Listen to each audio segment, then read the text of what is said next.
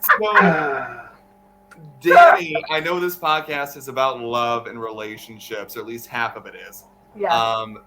Something that I never told you Uh-oh. is that I know this is breaking news. Is that I want to congratulate how brave you are about how much you love sex, because Wait, what? It's news to me. yeah, because the first show that we ever did for Mint, we did the game 5 things, and during the game 5 things, you have to describe 5 things that you love. And the second thing that you said was it was something like, I love puppies, I love fucking, and I was like, and I had known you for 2 hours at that point. Wait, is this real? Did this really happen? This is real. This is what you did. I guess when I get nervous, I say things that are like not true about me. Oh, So it's not true. I don't. Oh, it's not true. In love with movies, in love, in love, Dani and Nick. in love with movies. Da da da. Hello and welcome, movie lovers. I'm Nick. And I'm embarrassed. And this is Dani, and this is the podcast In Love with Movies. Dani, what do we do on this podcast? Well, typically we talk about movies and love. Apparently that includes the act of making it. So let's go ahead and make some love. Today, listeners, I'm sorry. She didn't say I love fucking. She said I tolerate fucking. That's I also love that, Wes asked, can I curse on this? And then when I gave him the green light, he's just like, all right, F-bombs right out the Aunt gate. Peggy's not going to be pleased with this episode, Wes. We do have some listeners that do occasionally are like, I can't think about, too much relationship. It's personal. Nick, who's our guest today? Our guests, and I'm about to feel terrible. I should have written this down. I completely forgot their last names. But I know their last name. then why am I the one introducing the guests? Well, today, friends, we have Wesley Whitaker Sorry about your ears, everyone. and Caitlin Robb. That's me. But soon I don't know. Caitlin, are you going to change your name when you get married? Right now it seems like way too much of a pain in the ass I to do concur. it because I have an expired passport. We're going to take our honeymoon this summer, and before getting my passport renewed, I'd have to change all my other documents. So Correct. I'm just like, do I really want to update everything between The answer now is- and our honeymoon and cross my fingers and hope that my passport comes back in time? Yeah. It's like, I'll just renew my passport. Yeah. But Caitlin, That all Whitaker sounds very rolls familiar. off the tongue. Very familiar. What, Wes? I said Caitlin Whitaker just rolls off the tongue, right? I don't think it does. Actually. It doesn't. It's a tongue cluck. Caitlin Robb, yeah, that's actually much, much easier. Wesley Whitaker sounds like, it's that alliteration you got going on. It's the whole deal. Yeah. Yeah, I mean that is my stage name. My real name is Petey Amin. Speaking of stage names, we know Wes and Caitlin mostly because Dani and Wes have actually worked together, performed together. No, you're not. Wes is my coach. He picked me. He is that too. Oh, so this wasn't like He's not my friend. He's my coach. it wasn't designed to be Wes is, a superior. It is Wes picked me. It is still all about Dani and how, she's worthy of being picked. Well, there's been lots of people that have picked you, and some of them are in this room. Oh, yeah, you picked me too. Thank you so much. I did pick you too. Yes, He that's picked true. you for life. Oh, life. Yeah. You're only stuck with her occasionally on an improv stage. Yeah, that's correct. Yeah, and yeah. that's enough.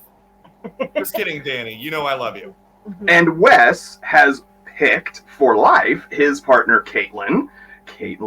That is why Caitlin is joining us, is because just like me, she's the plus one. That's right. This is my podcast. Nick has nothing to do with it. Yeah. Was that how we did it on the Save the Dates? Was No, it Dani's? sweetie, I made sure that the Smaldwins were on the Save the Date because you guys are the Smaldwins, right? Yeah. Does it really say the It small? I said didn't the notice that. Smallwood. Did No, I was kidding. I was like, that's freaking I thought it said the fantastic. Smaldwin.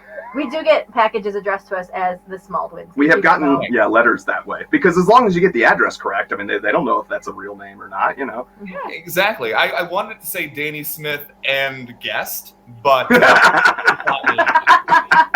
Yeah, I'm the one who goes in on our, wedding website, and I make sure that, even the married people don't have and guest. Like, I make sure that everyone's partner's name is on there.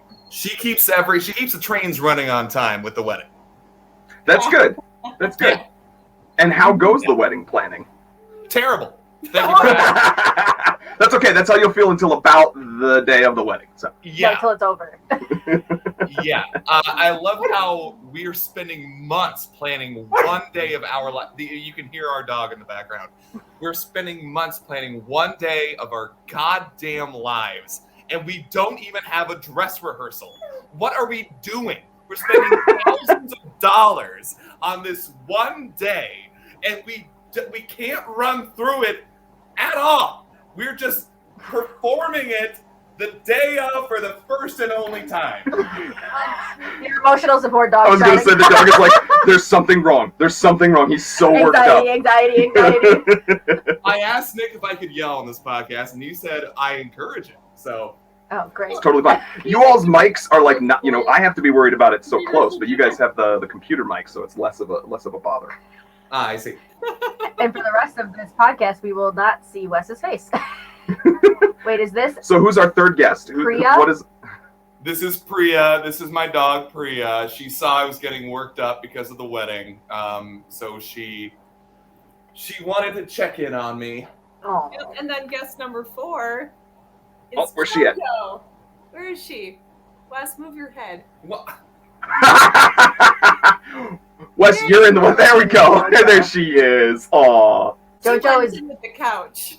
good dog or bad dog. There's one good and one bad. Priya's a good dog. They're Jojo's a bad dog. Fantastic creatures. That's not what I heard. But. Wow. So, Yeah. Wes and Caitlin, we brought you on mostly because we like you and we enjoy talking to you, but also because you got some love stuff going on, aka a wedding. They are in fact in a relationship. They are engaged. So, Yeah. can you tell us a little? And I know you got engaged during quarantine. I think you were engaged for multiple months before I texted you one day, Wes, and I was like, "Excuse me, sir. Hi. Are you engaged?" And he was like, "Oh yeah, I did that a while ago." So I didn't even know. So can you tell us, both of you, a little bit about how the past year has been with your relationship and all that? Yeah, we are the only couple that I know of that got married before we got engaged.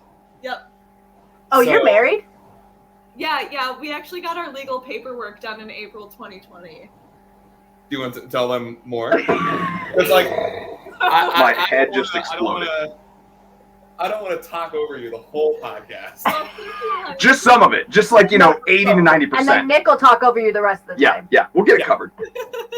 Yeah. Go ahead, Caitlin. So basically, so March 2020 brought the lockdowns and everything, and in mid-February, Wes had left his shitty job at Yelp. Everyone hates Yelp, and that's fine. Because he was sick of cold calling people all day and getting hung up on. So Oh god, I guess we're never getting them as and sponsors. he had a ton of leads on new jobs that he actually was interested in. But then, The pandemic hit. yeah, like it was just like, oh, COVID, like, and I'm just like, okay, cool, like we're gonna lock down, and so at my job, only married couples can be on the health insurance, and in at the end of March, I got hired on from temp to hire at my job, and basically Wes's job leads dried up right around that same time. Probably and- because everybody was cutting everything and every Yeah.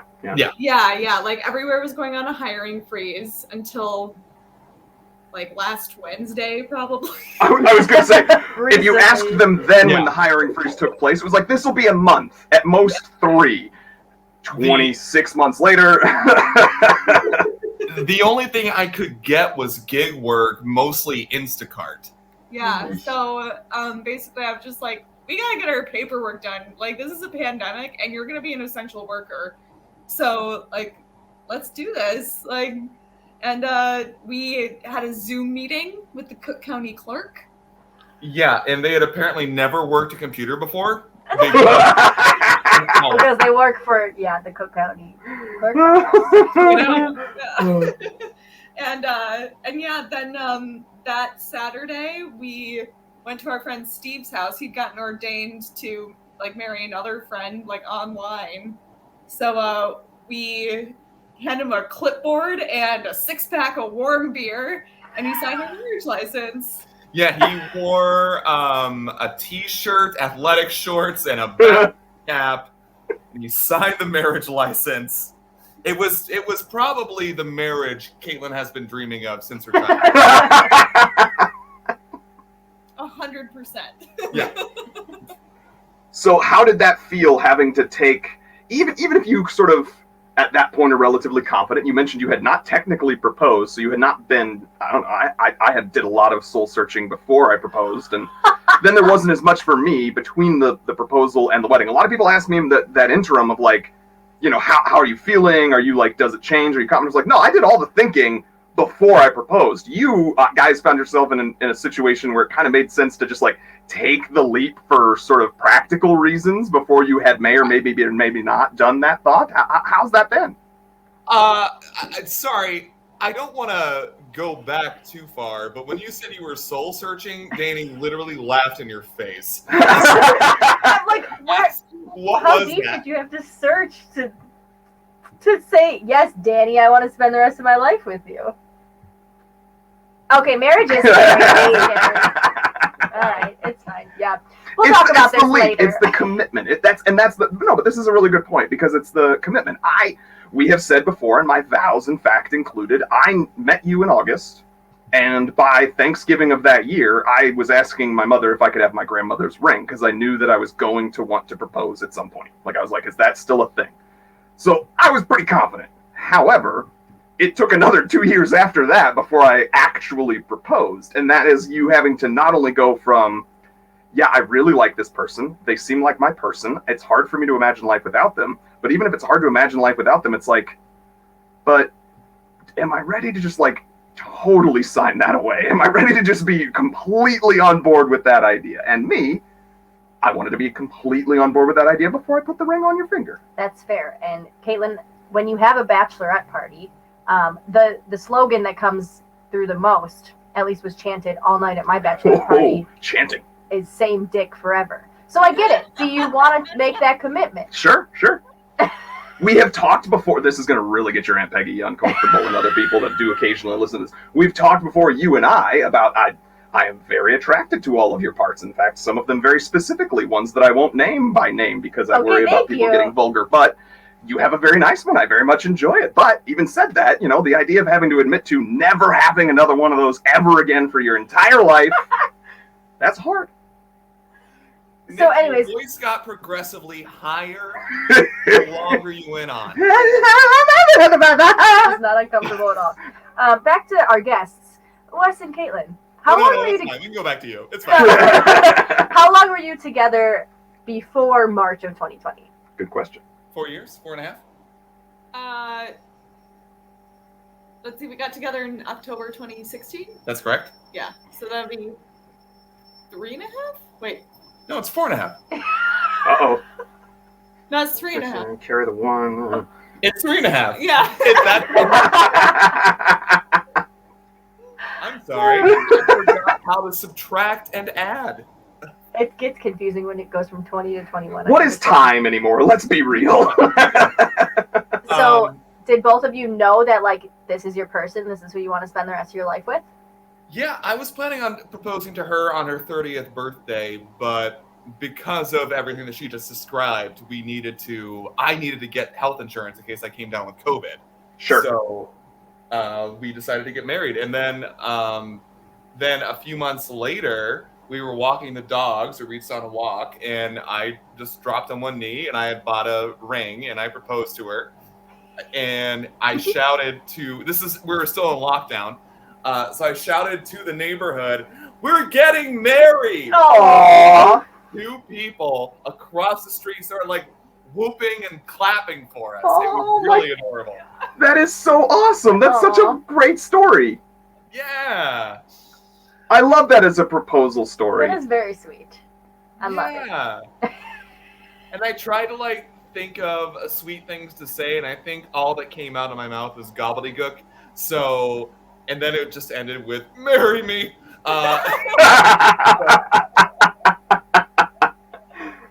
Was it on her 30th birthday? Do you remember what I said? Yeah. What I said? Oh, You Caitlin. said nothing should take this away from any woman who's getting proposed to. Aw. Aw. Yeah, because you knew that.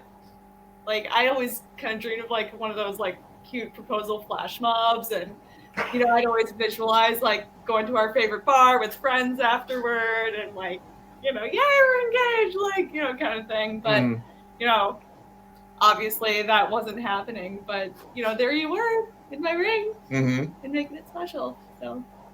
And then I finish it up with "marry me." That's the part he remembers. That's okay, Wes, if it makes you feel any better. I proposed in the bathroom while Danielle was brushing her teeth. So the part that I remember is her just screaming with toothpaste coming out of her mouth and not being able to come up with an answer. Are you really serious? Are you really serious? That's what I remember. Wow, Dani, you were frothing at the mouth. Yeah. It literally was. Yeah. That's how excited I got her. Caitlin, I also dreamed of like a flash mob, or I actually thought Nick was, because he's been to 90, I think at this point it's probably 90% of my shows. At that point it was like 100% of my shows. And I was like, I think he's going to propose on stage. It was one possible plan that was in the fire. But you know what? Having it be intimate, I wouldn't have chosen the bathroom. I don't think it was planned. Nick had another like cute little at-home plan, but That's it was true. very Hoping. correct. Sweetie! Get down on one knee and you're still just the same height.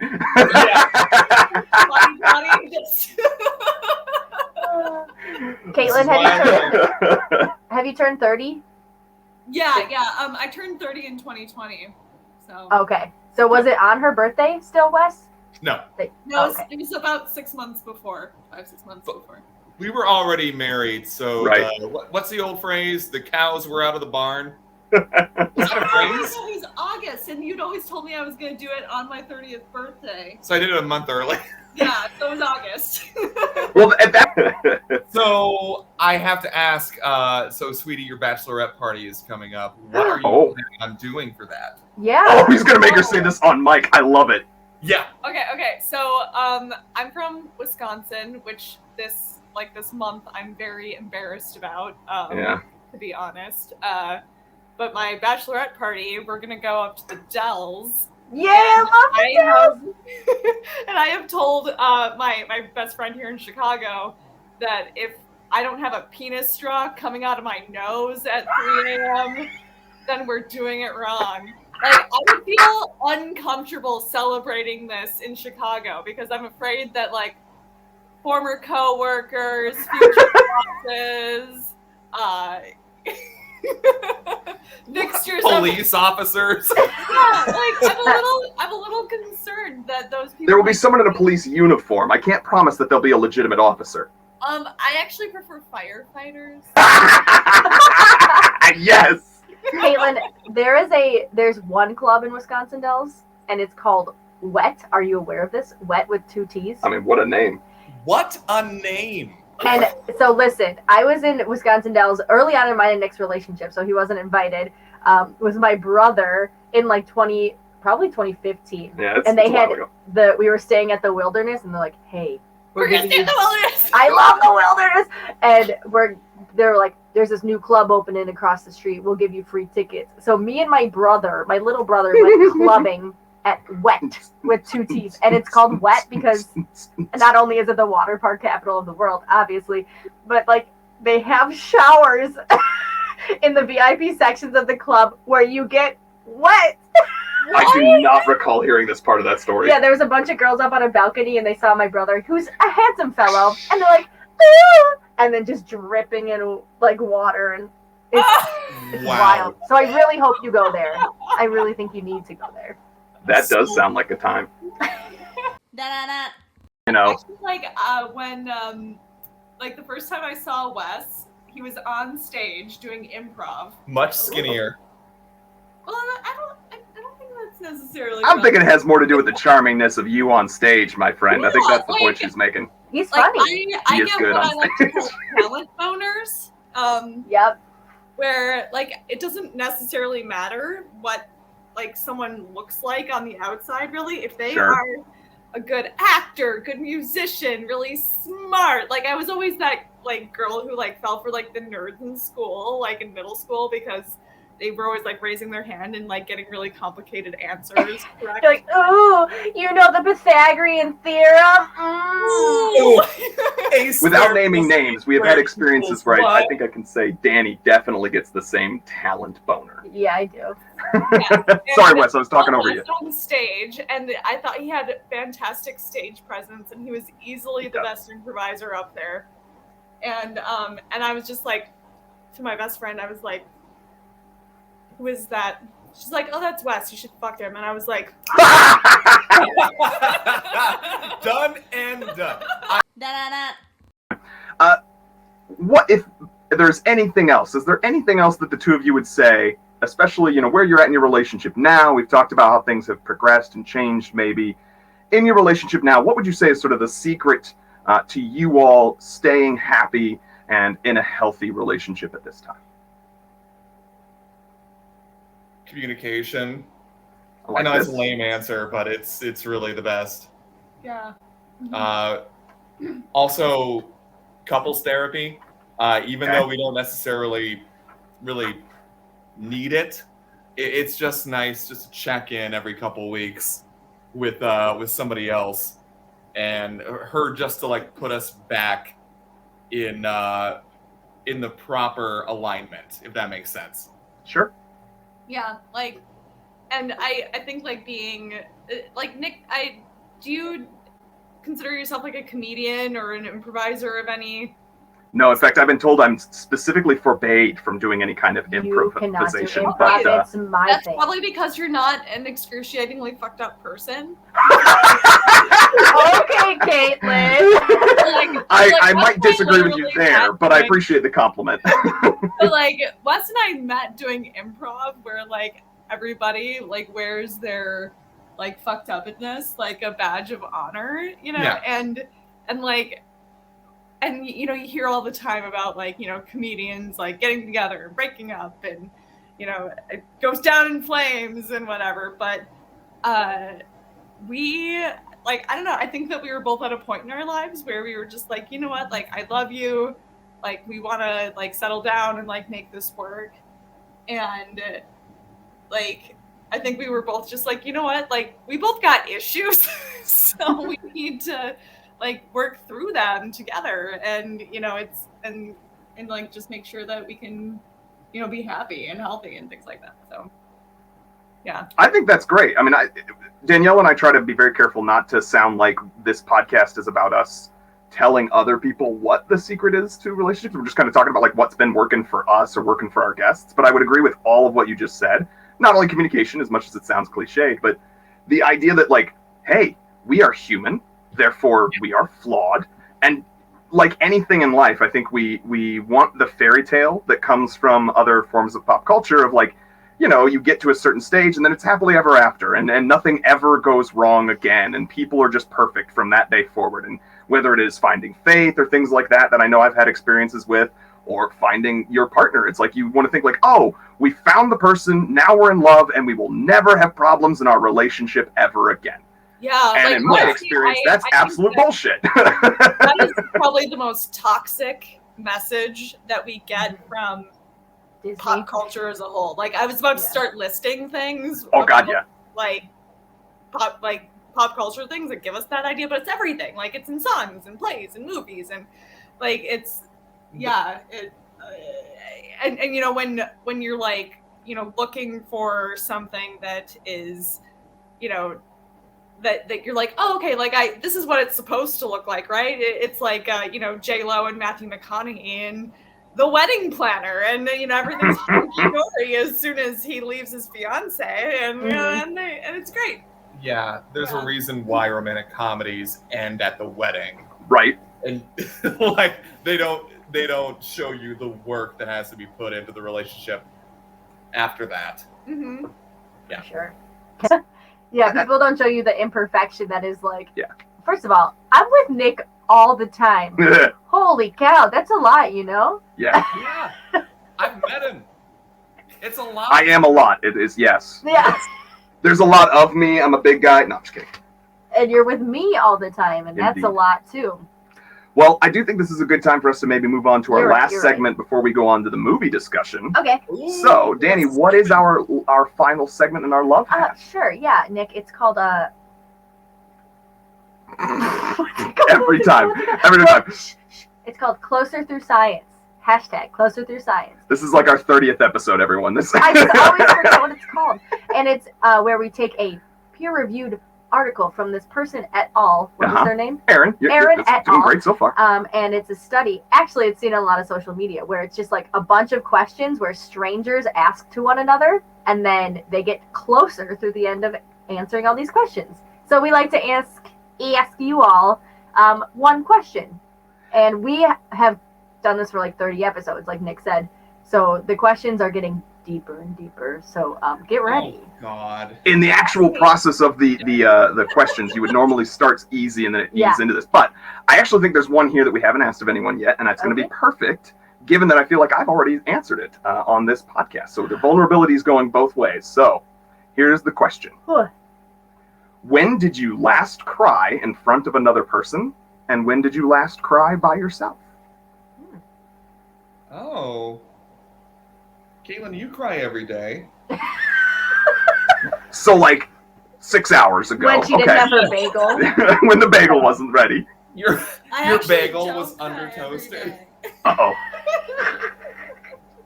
I actually don't cry every day. Let's see. I think I cried by myself like the other night. Okay. Why were you crying? I knew that was going to be the follow-up. Because we had just like gotten into like an argument or something, and like.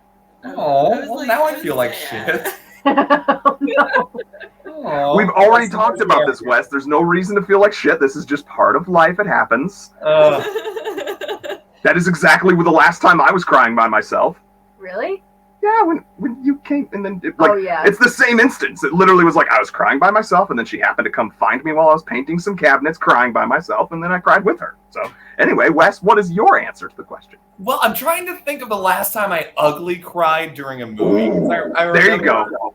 When I watched Les Miserables in the movie theater, like we can talk about the flaws of that movie all day and all night, but at the end, I didn't know the ending. Mm-hmm. So I can't remember if I was alone or if I was with somebody, but like no, I was with my girlfriend at the time, and I started. You know when you have that cry and you can't stop it and you try to hold it in, so you start doing it.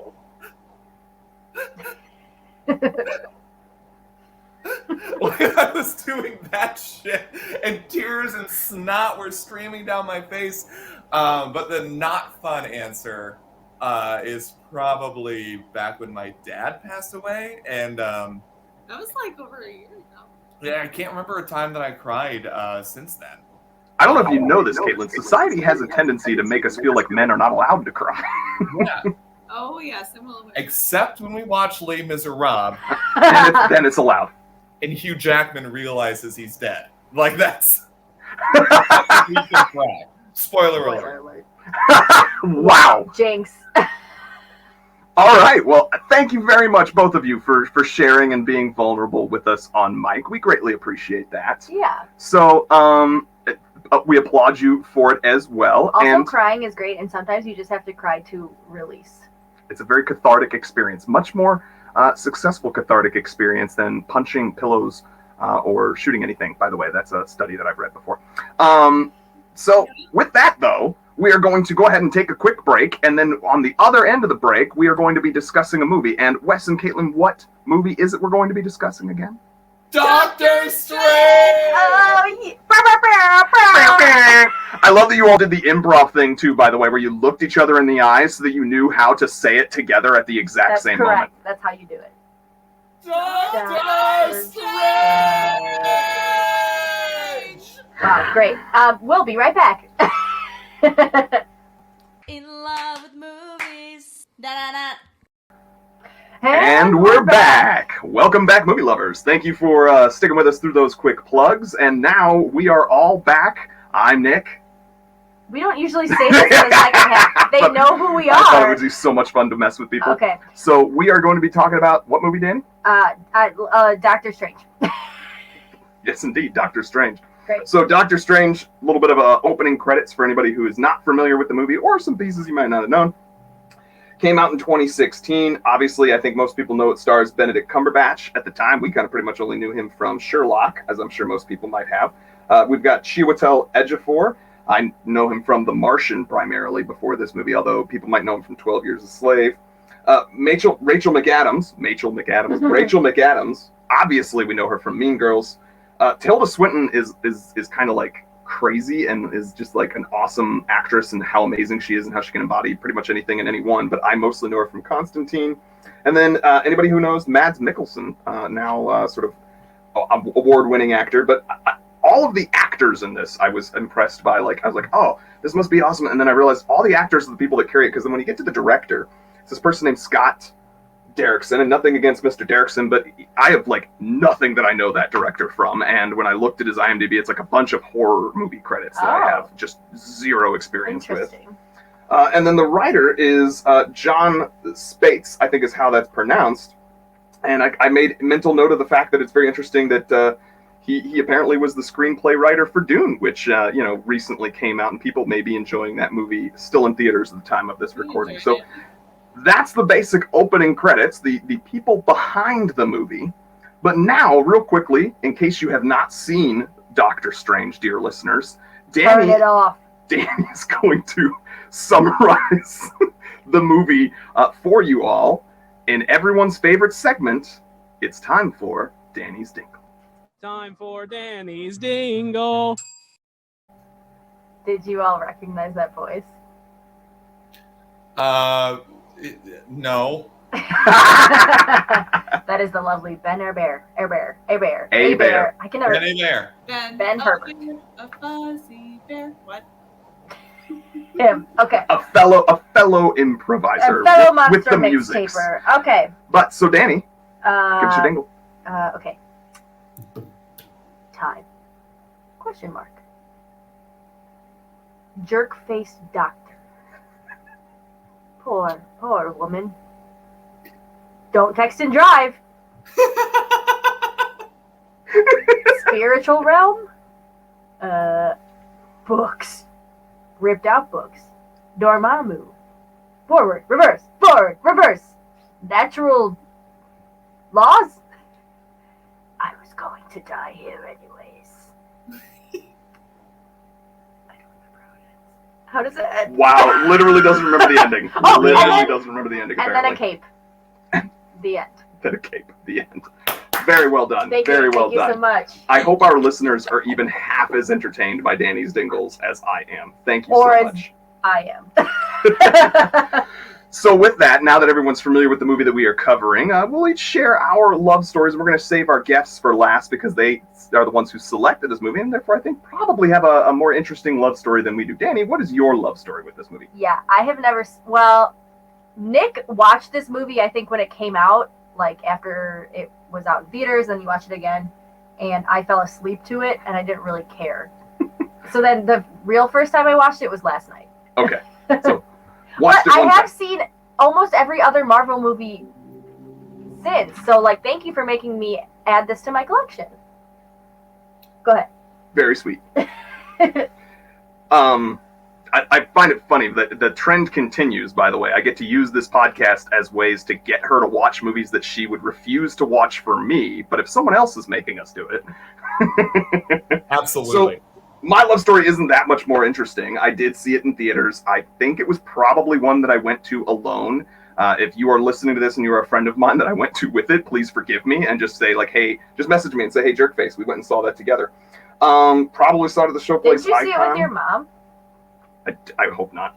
And then, really, I've seen it a couple of times since then. I've done a couple of rewatches of all Marvel movies, so I've seen it, since. But yeah, I kind of, the thing I remember most about it is it being very Inception inspired, which I'm sure we will talk about as well. But that's my love story with this movie is I've seen it. I enjoyed it well enough, and we'll talk more about my feelings on it as we go on. But Wes, Caitlin, you specifically seemed to have no question when we said, hey, pick a movie that we'll talk about. You were like, Doctor Strange, that's what we're talking about. So what is you all's love story with this movie? Why are we talking about it today? This was the movie we went to go see together on our first real date. Oh, that is friggin' adorable! We went down to, let's see, what was that? I'm not sure if it's still there anymore, but it's that movie theater that's down at the end of Damon, near Wicker, and we'll never know. yeah. The one that you go to. Near Damon. What'd you say? What's that one that you go to? Webster, Regal Webster? There's the Regal Webster, then there's the Regal Stadium North. That's on Western Avenue. Wow. Yeah, we went there. Let's say that. Yeah, okay. Well, I remember getting on the Damon bus with you and taking a selfie that's still on my Instagram. Oh, yeah, and it's this guy I'm starting to like. Yeah, we're making like a very goofy face, and we're clearly on the bus together. Before we had a car. Yeah, we didn't get a car together until 2018. This is our first real date. Yeah, instead of a baby, we got a car. Yeah. And yeah, like I just remember, riding the bus down together and like going to see the movie. And I specifically remember thinking that the trippy scenes in this movie were like extra trippy because I was either like hungover or kind of stoked that day. Or both. Or both. Because this is 26-year-old Caitlin we're talking about. And she's very different from today's Caitlin. 30-year-old Caitlin doesn't do any of those things. Yeah. Today she's stoned and hungover. So, see. Yeah. And then I remember like going out to the bar afterwards with you, and like we had like our first like real like in-depth conversation. I remember, and I don't even remember the bar that we were at. Was the in-depth conversation spurred on by the trippiness of this movie? Were you talking about multiverses and those things? No, actually, like I specifically remember like sitting across from you and like oh wait, no, I was on like a weird medication. Now that I remember, I had bacterial vaginosis. We're getting into. Honestly, if you're on those meds and then you drink. Oh, when you're on that medication. I've been there, Caitlin. I have been there. Oh my god, yeah, and you're like on your like third date, and you're just kind of like, well, I'm really trying not to drink right now. And I'm like, no, let's go to a bar. But I remember like sitting across from you and like we were just kind of like talking about random like personal stuff, and I was like telling you a story about like my previous dating life, I think, and you're just like, have you been to therapy before? And I was like, on your first real date, Wes? Yeah. I think it's a natural question. Hey, we got pretty real with each other on our first date. I think that's one thing that works out. We've talked about this. You don't like hide who you are, or I don't know. Personally, I'm like, the dating game, if you don't actually want to end up with a person, pretend to be a different person when you're dating them. That's totally fine. But if you have any inkling of this might be a person I want to spend the rest of my life with, just start getting real as soon as possible, guys. oh yeah, 100%. 100%. Like, yeah. So I didn't mean to interrupt, but like this wasn't our first real date. It was our first movie date. We'd had a couple days before that. Oh. Uh-oh. Hey, maybe Caitlin doesn't count it as a real date until there's a movie and dinner. There's nothing wrong with that. There wasn't even dinner. I mean, do you count karaoke at Yes, Dino's? I count karaoke at Dino's. I don't count karaoke at Dino's. Listeners, I think we are witnessing a fight in the making happening right now. Oh no! Westifer, does this movie stick out to you as like one that's kind of a beginning of your relationship movie? I'm sorry. I feel like I'm looking in the Lost Ark right now, and my face is melting. Well, see, when I brought up, oh hey, we should talk about Doctor Strange with Nick and Danny. Oh, he was God. just like, Are you gonna bring this up? he Yes. said, I thought I saw that movie with that like other woman I was. What? So like we were just, very casually dating, and like, and he was just like, wait, that was you. For those of you who aren't watching this on our Damn. stream, Wes had disappeared from the screen He's for choosing to try and hide. a long amount of time.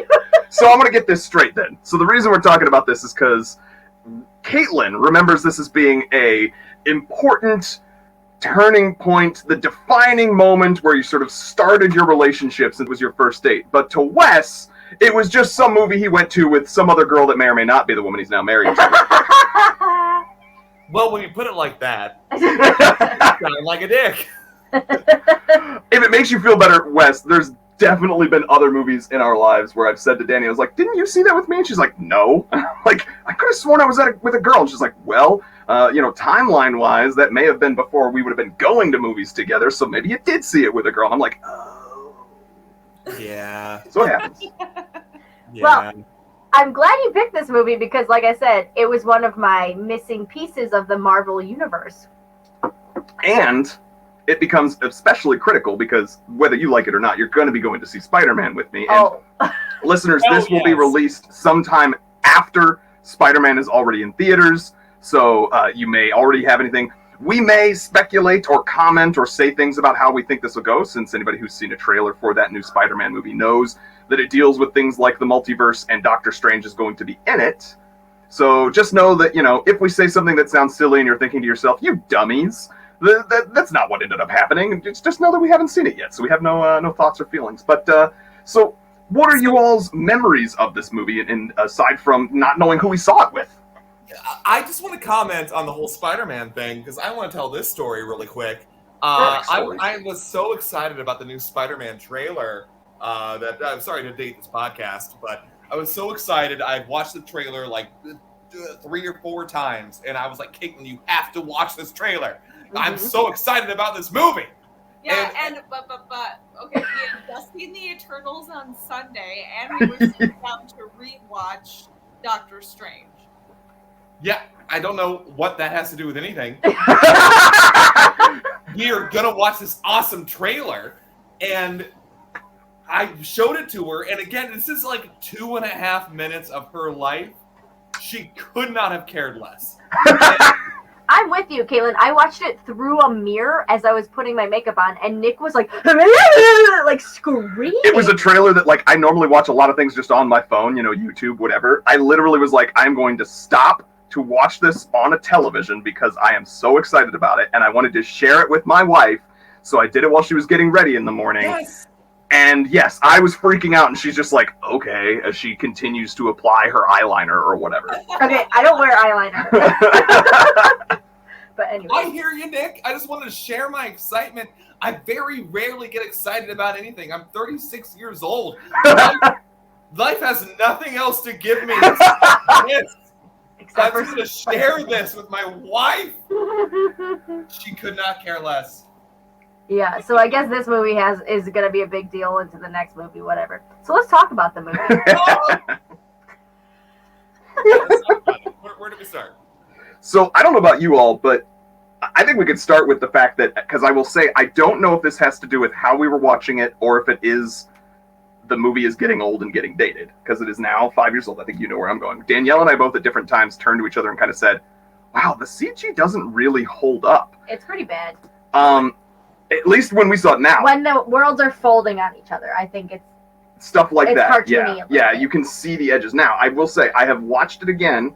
I was watching it on the same television. The last time I rewatched it was last year, and from Disney. So right now, as of this recording, Disney Plus had something on it that said, now, and I wrote this down, IMAX enhanced. It said it is IMAX enhanced. And so I admit, I remember thinking like, oh, the images look really crisp and this looks really nice and that must be the IMAX enhancement. And then it got to the CG and I was like, oh, I can see all of the flaws and all of the lines and I can tell that this is computer graphics. So I don't know if it's maybe the IMAX thing of it all. I don't know. We watched the IMAX enhanced version? There didn't seem to be any other option on Disney Plus. It was the IMAX enhanced. So I don't know if maybe listeners, you can tell us if somebody's got a copy of the original Blu-ray or something like that. You could be like, no, it still holds up. What did you all think of that? Blu-ray. So you all watched it on the Blu-ray. Did you thought it held up? You watched it a couple of weeks ago or something? Yeah, and it's okay if I'm the only one who feels that the visuals still hold up because I thought it looked as trippy as it did 5 years ago. I thought it looked amazing. I think it looks trippy. I think the world bending and when what's her face is jumping from like like her the Ancient One's first battle with Mads Mikkelsen's character. And I do want to say that Nick and I just watched Inception, which is almost the same movie as this because it's the worlds bend on each other and they jump. So like, and that was better. Similar visuals. It was better done in my opinion. Yes, I would agree with that. But Marvel, you know what? Marvel's great. My first question / She's like, yeah, sure, Marvel's not bad. Yeah, you know, whatever. Note of this movie is, why does everyone walk around with their hood on? That's your first note? Yeah. Well, so no, I she said has a problem with hoods. The beginning is gross because they chop off that dude's head, and I was like, I don't like this. I think that's where I must have tuned out the first time because once there's bad things, I say no. I will say, having that be in the first like 5 minutes, it's got to be the director being like a horror-inspired person because that movie.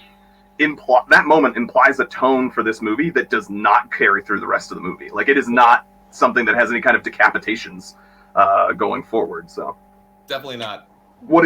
So you all watched it recently, just after watching Eternals. What were your reactions to watching it? My big reaction is so Caecilius, is that Marvel's most boring villain? Who's Caecilius? Mads the Mikkelsen, most boring? The eye guy. The bad guy. Oh, well, he's not the ultimate bad guy, though. The ultimate bad guy is Dormammu. Yeah, but he shows Caecilius up is just 10 minutes before the credits roll. I don't know. I think I talked over you. What'd you say? I said Dormammu shows up 10 minutes before the credits roll. That's true. Sure. I guess Caecilius, is that his name? Sure, Caecilius. Is a figure of Dormammu. What's the word I'm looking for? Zealot. A pawn. Yeah, a pawn of Dormammu. He's Dormammu reincarnated. I don't remember character names a lot, but I like the name Dormammu.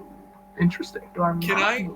Can I show you? You can show us anything. Happened on the set of Doctor Strange. What was the director? Scott Derrickson? Yes.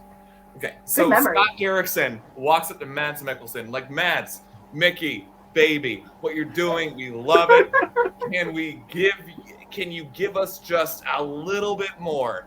Just a little bit, like, make a choice. Just, we need something more. And Mads Mikkelsen looks at him and just goes, no. This is what I'm bringing to the table. See, I just woke up. I took a fucking Xanax. I'm here on set. What more do you want from me? Does this guy ever show up in any other movies ever? I mean, he's in Casino Royale. Oh, as a bad guy? Yes. Oh. He's also, like I said, I can't remember if he was nominated for an Oscar or just, I know the movie had buzz. The one about a guy who drinks a lot at like funerals or something along those lines that just came out this past year. He's a very well-renowned actor. So to Wes's point, it may have been that he was just making different choices. Wes, thought perhaps, speaking of CG, another thing that like looked way worse this time I rewatched it compared to the last time was Mads's eyes. Oh, I liked them. Oh, so like they look cool, but they like this time I feel like I could see the edge of the CG. But what I was going to say is Mads is a good actor, and like, but I think that acting requires a lot in your face and your eyes, and I wonder if having half of his face like just obscured the entire movie might have impacted his performance. I disagree. I don't think that was CG. I thought that was makeup. Right? Why would they CG his eyes? It's very clearly like purple glitter and Thank some really intense eyeshadow, maybe a little Yeah. bit of like sculpting wax. I disagree that it interfered with his acting. I think he Okay. was just bored. I'm sorry, Mads. Do you have someplace else to be? Because right now, He was phoning it in. Yeah, exactly. He was Like- doing what Scarlett Johansson did in her last outing. Here's my. Whoa, shots fired. Yeah, that's fine. I agree with you. Go back and listen to our Black Widow episode. Here's my unpopular opinion. Benedict Cumberbatch Uh-oh. is the same character in every movie and every show he's ever been in. He's a dick. Disagree.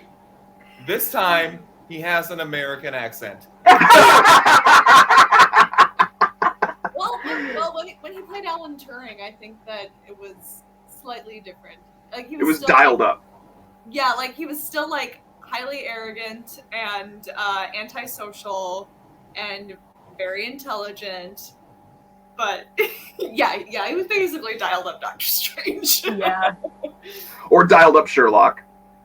Yeah, I actually haven't seen Sherlock. You've never seen Sherlock? Ooh, it's actually really We're good. gonna That's a watch whole Sherlock. other thing. That's a whole other thing. But not like Sherlock, like Robert Downey Jr. Sherlock. What is that? That is also good. Those movies are good, but for very different reasons. But Sherlock, Yeah. the British version, is amazing. The first movie is good. I have never seen the second movie. Not as good, but the performance of, and I'm forgetting the actor's name right now, but the performance of the guy who plays Moriarty in the second one is pretty stellar. Ooh, yeah, that guy's cool. Oh, yeah. Hugo Chavez was his name, I believe. You mean the former dictator of Venezuela? I was gonna say, I'm fairly certain that's not it, but sure, Wes. Like, He switched careers.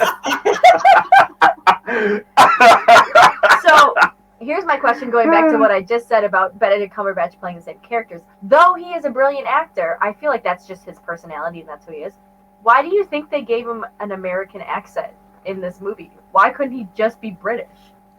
I wondered that too, actually. Like, he does an American accent very well. Was it necessary to like the canon that he's from New York? Yeah. Or yeah. I was Wow. gonna say, I assume it was because, the character comic book? is American. Yeah. Oh, okay. I was trying to think if there was anything he's definitely based in and from New York in the comics, but I can't remember if there was anything that would have specifically made it terrible or made it different if he had come here for med school or something and had a British accent. But Well, can you I imagine? mean, because like the God, what are the centers called? Sanctums? Yeah, the sanctums Sanctum. are in New York, London, and Hong Kong. Mm-hmm. So, would it make sense plot-wise if he was from the London sanctum? oh, okay, so I see what you're saying there. In that case, no. He could be from London, but that character very much is at that whatever Bleecker Street. It's in New York. It's a thing. I mean, Marvel basically, let's look at Marvel. Everything is either happening at a intergalactic scale or it is happening in New York City. But that's just that's Stan Lee. Yeah, and that's referenced in and is it Endgame? Yeah, Sure. Yes, Endgame. because you're talking about when they go to Bleecker Street and it's still, because they're back in time, it's still the Ancient One who's there, who the Hulk speaks to. Yes. Mm-hmm. Yeah. Yeah, it's New York City still. Yeah. And it's operative. So that would be a perfect example of why it would have maybe not worked, because in the larger canon, that location has to be in New York. Okay, all right. Another hot take. The writing in this movie God. is not good. What? I'm I sorry. mean, I knew that was going to happen. She said something about it Danielle. yesterday, and I'm like, Dune was pretty damn good. So you want to go crap on the writer of Dune? Okay, You do that. I won't say You it wasn't do you. good. I would say it's very full of exposition. But then let me take a step back, Danielle. Give yourself a favor. I needed that exposition to know There what you was go. happening. Yes. Yes, I agree. But I will even go a step further where it's so this is the first movie where they're introducing magic into the Marvel Cinematic Universe. I had no idea they were witches. Yep, it's a thing. Yeah. Up until this point, Well, Scarlet Witch. But even when they had magic, like with Thor, they literally go out of their way to say things like, any advanced enough science will look like magic. They're basically saying no, Thor doesn't have magic. Thor has technology. You just don't understand it. But this one, they are like, no, it's magic. It's magic. Like they bring up a bunch of shit about how they're pulling in energy from other dimensions or whatever. Sure. But it's very much like, so they have to, in order to get this movie under 2 hours, they have to really, and I hear you, Danny, they have to really like cover a whole lot of ground in not a lot of time. Yeah. And at times I was definitely like, hey, slow down, folks. Can we talk about this shit for a second? Like this guy's got the boots of Pegasus or whatever the hell. Like, we're just going to breeze over that. Yeah, he can fly because. Let's spend a little bit of time on that. But no, we just zoom on. I guess the other note I had, so the first one was the writing is predictable, I guess I'll say. So it was very much like they introduced that book where it's like, no one is advanced enough to read this book. And then it's like, I know that Benedict Cumberbatch is going to read this book because no one is advanced. You know, that kind of stuff. It seemed very like the dialogue was setting up exactly what was going to happen. And I think I appreciate more when it's like, you're unexpected by what had just happened. Okay. Just me. All right. That's fine. Moving on. It's a case of Chekhov's book at that point. Like, they reference this book. Yes. You know, and it's like, no one's supposed to read that. So, of course. So someone has to read it by the end of the third act? Yes, of course someone has to read it. Yeah. So I'm getting worked up, Danny. I apologize. We're fighting. How dare you speak ill of this film? I would say I didn't expect the pages to come back. I didn't expect him to figure out how to get those pages back, so that was good. See? 10 out of 10. We haven't gotten to that part yet, Wes. Oh, shit. Sorry. Next note of mine, and you all can step in at any time. I write notes. Dan is just going to keep crapping on this movie, and we're just going to keep responding. That's how what this does it episode's say? going to go. Tilda Swinton is an amazing actor. She is the best actor, in my opinion, in this entire film. Wait, who? Yes. Tilda Swinton. Yes, she's amazing. Yeah. Yeah, she's Yeah, I mean, Tilda Swinton is above and beyond. And I know that they've gotten some flack since then, and then even, I think, Kevin Feige may have come out and said, like, you know, in retrospect, maybe we should have chosen an Asian actor for that role, because it's traditionally an Asian role. But I think the thinking at the time was the Asian role that it used to be in the comics was also, like, one of the most offensive stereotypical stereotypes of just, like, I don't even want to do impressions, but you know what I mean? Like, imagine, you know, what is his name? Mickey Rooney in 16 Candles or whatever movie that is. And, like, that's this person. Like, you know, and so they were like, hey, let's lean away from that. What can we do to lean away from that? And so I think they chose her because even though they keep saying her, I feel like, I don't know, she's also someone who's just, like, above gender and above race. She's, like, a whole other... if somebody were to come to me and say, you know what, Tilda Swinton is an alien that we planted here for her to study you all's human race, I would be like, yeah, cool, that tracks. Okay, yeah, she's great. She's so otherworldly looking. Yeah. That, in all the best ways. Yes, I can see her. Like, she played what? She played an angel in Constantine.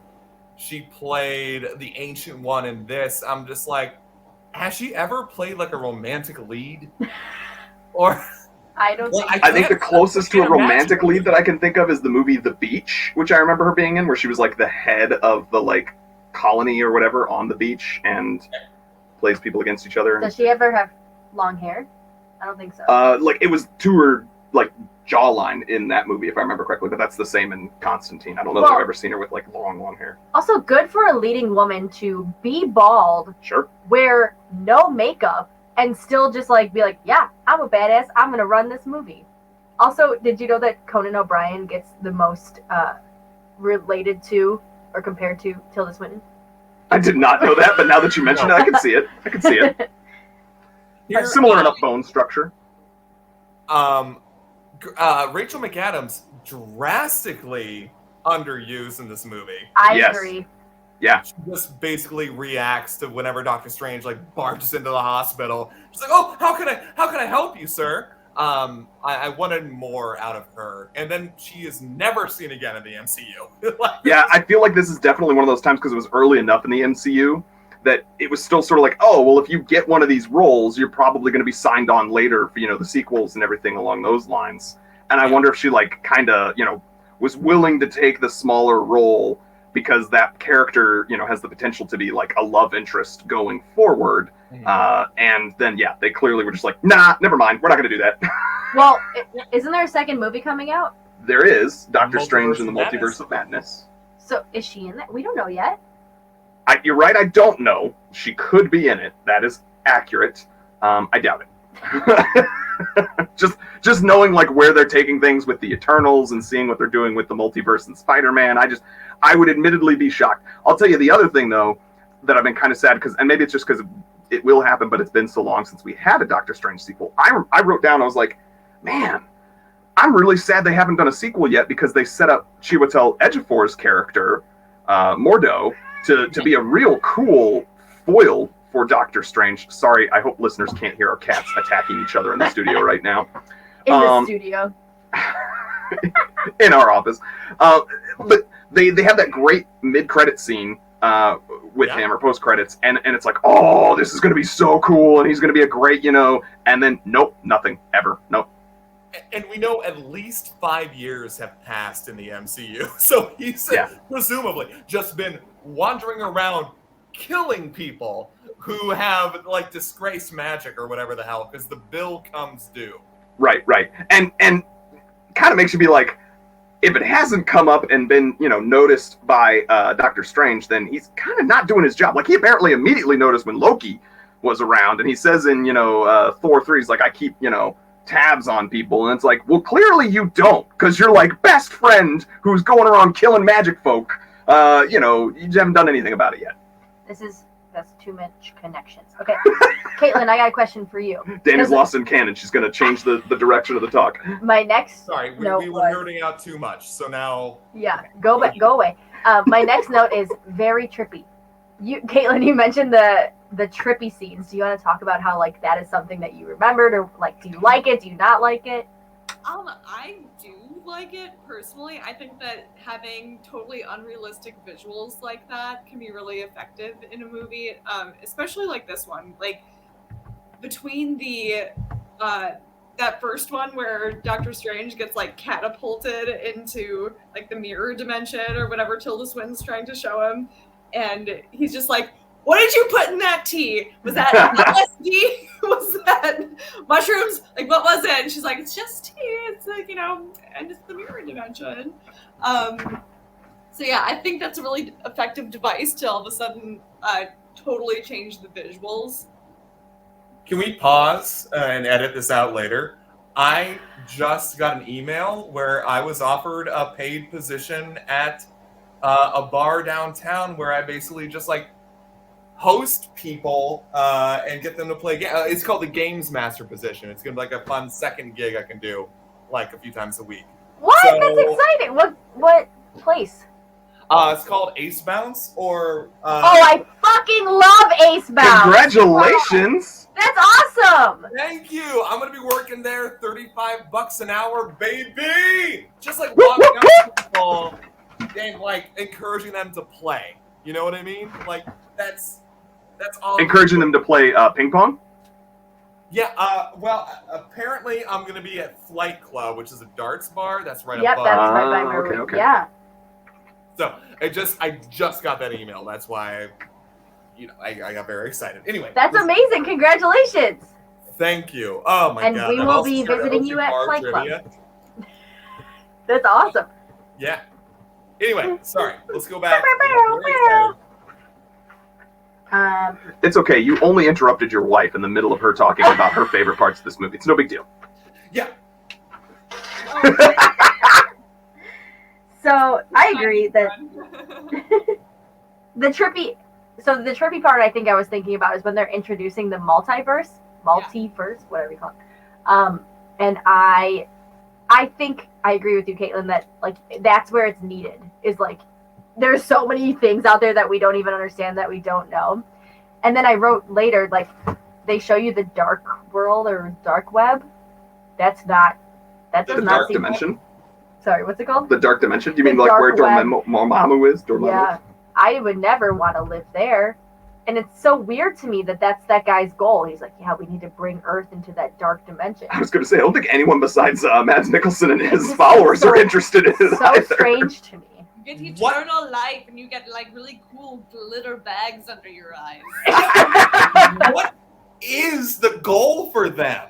Yeah. Like, why do they want to bring Earth into the dark dimension? Like, eternal life with you're okay, fine, but you're gonna have shit on your face the whole time. And then you live in like what looks like cells to me. I don't Yeah. know. It's just very weird.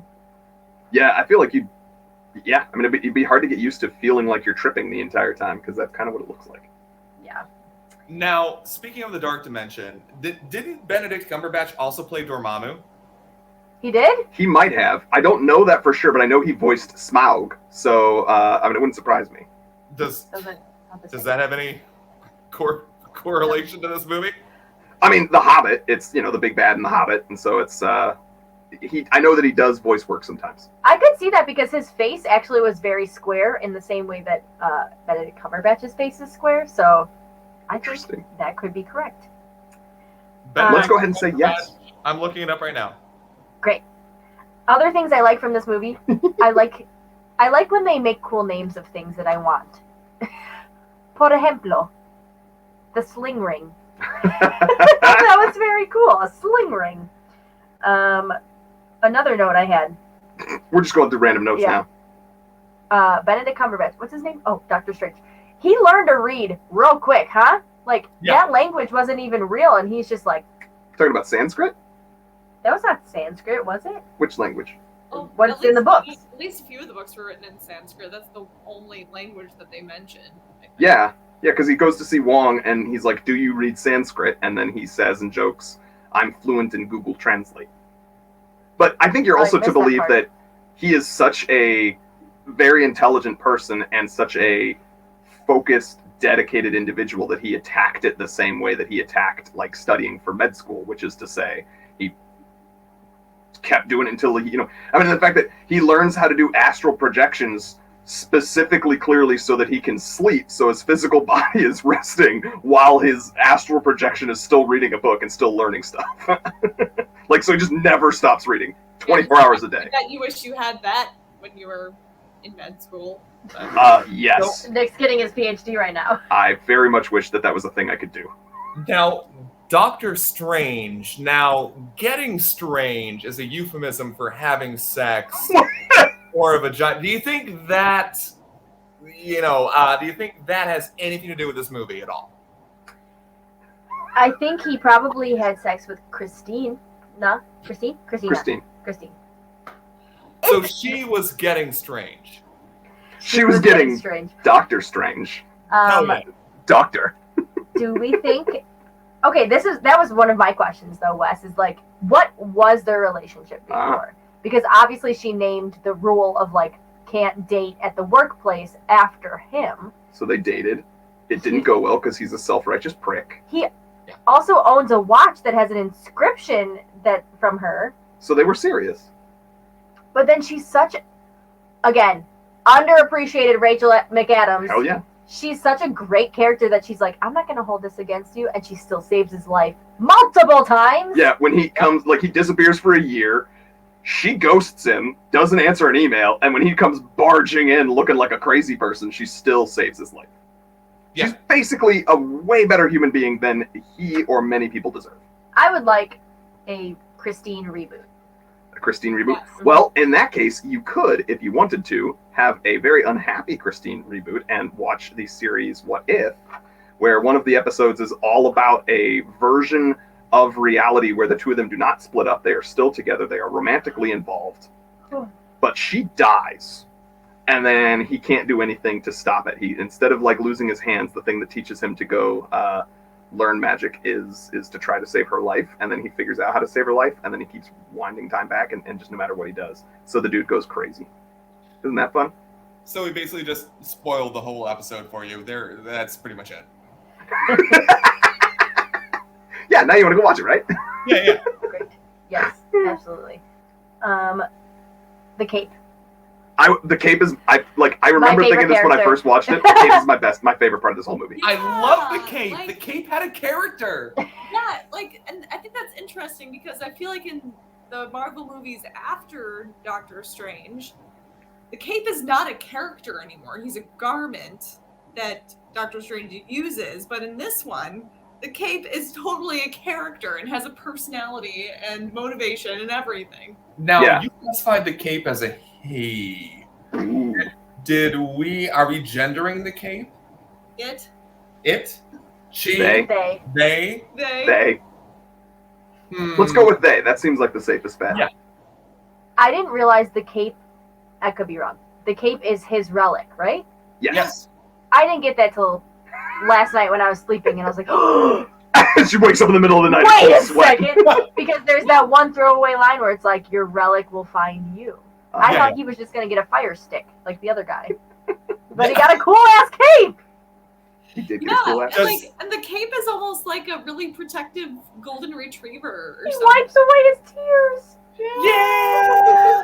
So, Nick, does Dani usually wake up in the middle of the night and beat you awake with revelations from movies? Only once or twice. Yeah. I'm grateful that it's not a frequent occurrence. She stews on it herself, and then just doesn't realize that she's woken me up is usually the case, and then that's when I go downstairs because I can't get back to sleep. She rolls her eyes at me. I think there's two other things that we need to talk about. Time is the enemy. Before we get to things. That? Oh, maybe. What I was going to say is, one, we got to talk about the Stan Lee cameo. Oh, yeah. And two, we should talk about how cool the way that he defeats Dormammu is. Because I agree with Wes that the character of Mads Mikkelsen's character, really disappointing villain. Dormammu himself, also not that impressive. But the way that he defeats Dormammu is so much better than, like, Skybeam that we have to defeat that happens in a lot of these movies. So, which should we talk about first? I think we should talk about Dormammu because, like, he's like a waterbed come to life. He's like, I got a lot of panels to his face. I thought it was really brilliant because at this point, especially at this point in the Marvel Cinematic Universe, really the only thing that's, kind of like how we defeat bad guys is we beat them up. Like, that's really what it boils down to. So even in other ones where it's sort of like there is mystique or mysteriousness or, like, surprises that occur, it still ultimately comes down to we beat the bad guy up. So I thought it was really very interesting to have it be like, no, he used his brain and his ingenuity, and outsmarts him very much. I agree. Nice. I really liked it because for me it was very surprising that they're like, we have to save the last, what's it called? Sanctum. Dance. And then they get there and it's already too late. Yeah. And for me as a viewer, I was like, oh shit, I've never seen a movie like this where they don't get there in time, like, especially a superhero movie. They always get there in time. Yeah, it really gets you. So then to have them go back and be like, wait, I can change this because there's a place where there is no time was brilliant. And at first I was very confused. My brain was itching. But then eventually I was like, oh, this is fantastic. Yeah, absolutely. My big thing was, so maybe we were only shown a dozen times where Doctor Strange dies. Presumably, he dies thousands of times. I assume that, yeah. Yeah, in order for Dormammu to finally be like, fine, you win. I'll take everybody away, and you win. You know how when you repeat a word so much in your mind, it loses all meaning? Mm-hmm. I just really wanted to see Doctor Strange be like, Dormammu, I've come to bargain. Death. Bargain, I've come to Dormammu. That would have been good. I like that. Yeah, I like how Doctor Strange ultimately defeats Dormammu because Dormammu just gets so fucking annoyed with Doctor Strange. He's just like, get out of that fucking time loop! And he's like, well, you'll have to give me all of Earth and get your minions off of my planet. He's like, fine, God! Yeah, it really is brilliant. I agree with you, Nick, that it's like, this is one of the first Marvel movies that there's fighting. Obviously, he killed someone and he was very upset that he killed someone. But the big bad, we just outsmarted him. Yeah. And there had to have been a few times where he didn't try to kill Doctor Strange, but Doctor Strange annoyed him so much that he's like, fucking die! Why won't you just die? Doctor Strange mansplains to him, to Dormammu, like anything at all, to the point where Dormammu is just so mad. Yep. Well, we want to make sure we don't go too long, so why don't we go ahead and skip to the end, unless anybody has anything else they really desperately need to say? No, this is basically the end. All right. Well, then, so what I mean by the end is the end of our podcast, where we're going to give our heart ratings and our would you renew your vows to this movie. So that is essentially the way I try to treat it. Danielle sometimes goes a little bit off book with these things, but 0 to 5 hearts. This is so cute watching Wes like stroke Caitlin's hair as I'm talking about all this. He's like, I couldn't care less about what Nick's talking about because the woman I'm married to is so gorgeous and she's Nick sitting is right so next to me. long-winded. Anyway, so the 0 to 5 is a more or less, objective explanation of how good you think this movie is, and the renew your vows is whether or not you would watch this movie again. So I'll go ahead and go first. Okay. I'm going to give this a 4.25 Wow. out of 5. That's pretty high for you. It is. I really actually do like this movie. I think it's got some flaws. I think that it's not perfect. But yeah, and I would definitely watch this again. I've watched it more than once. I'm not necessarily running out. It's like middle of the road. I mean, I really like Marvel movies, but I think they're really well done. And so this is, to me, a middle of the road Marvel movie that gives it sort of a B, solid B status. And that's why I give it 4.25. Renew my vows. Dani. Cool. I give it a 3.5 because I think it was fine.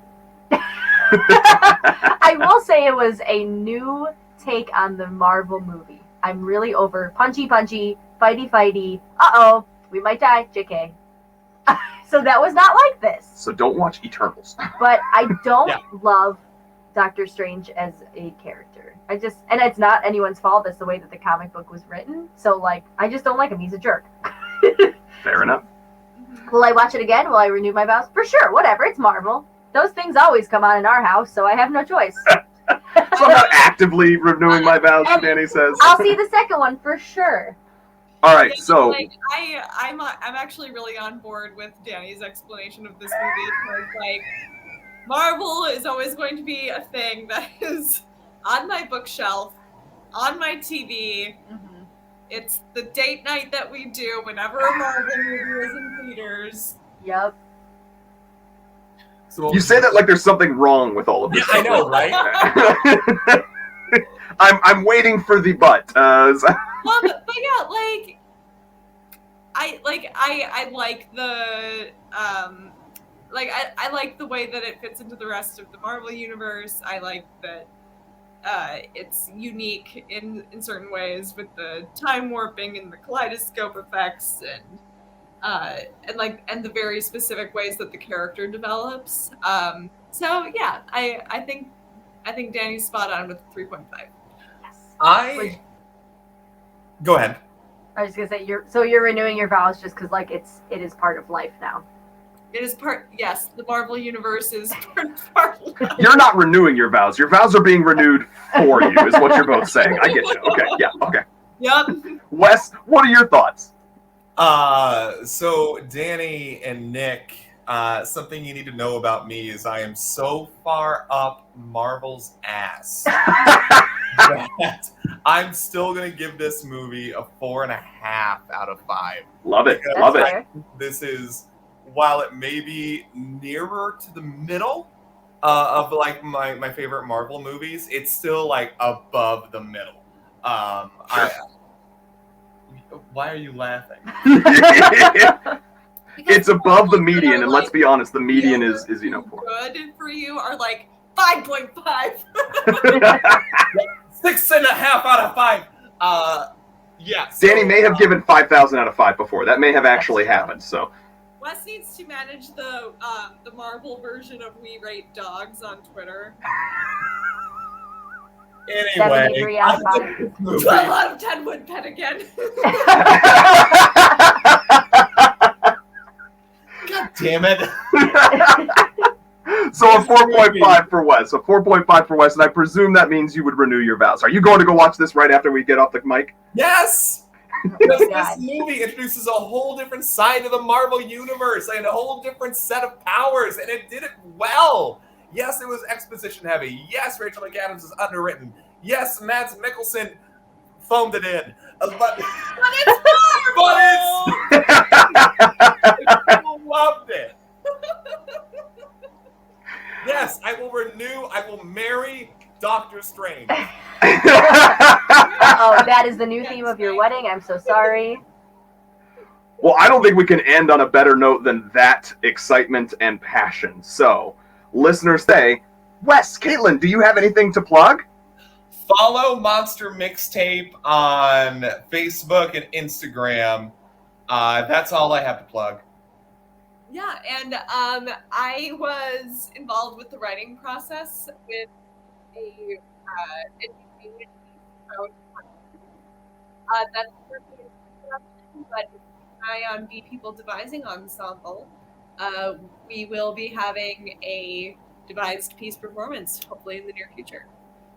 You cut out at least on my end of things. So if you could repeat just where that is that you've got a devised piece, Caitlin. Sorry about that. Oh, sorry. It's currently in the works, and we're hoping to have a web series published soon. And that's Be People Devising Ensemble. You can find us on our website. So, yeah. Be People Devising Ensemble. Excellent. That's And awesome. that's BEE, right? Yes, as in honeybee. Okay. Be people. Be People. Love it.